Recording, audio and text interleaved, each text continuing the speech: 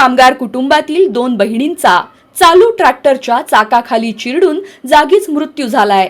या हृदयद्रावक घटनेने परिसरात हळहळ व्यक्त होत आहे। ही घटना सोलापूरच्या मोहोळ तालुक्यातील आष्टे गावात घडली आहे। 7 डिसेंबर रोजी सायंकाळी 6 वाजण्याच्या सुमारास ऊसतोड मजुरांचे काम संपवून नीता राठोड वय 20 आणि तिची चिमुकली बहीण अतिश्री राठोड वय 4 ट्रॅक्टरवर चढत होत्या।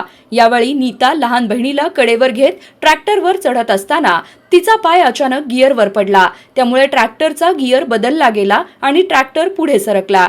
या धक्क्यातून दोन्ही बहिणी ट्रॅक्टर खाली सापडल्या आणि जागेवरच त्यांचा मृत्यू झाला।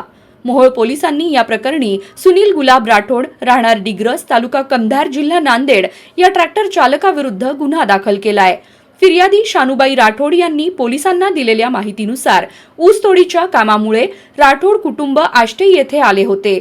या घटनेने कुटुंब उद्ध्वस्त झाले असून परिसरातील लोकांमध्ये दुःख आणि संताप व्यक्त होत आहे।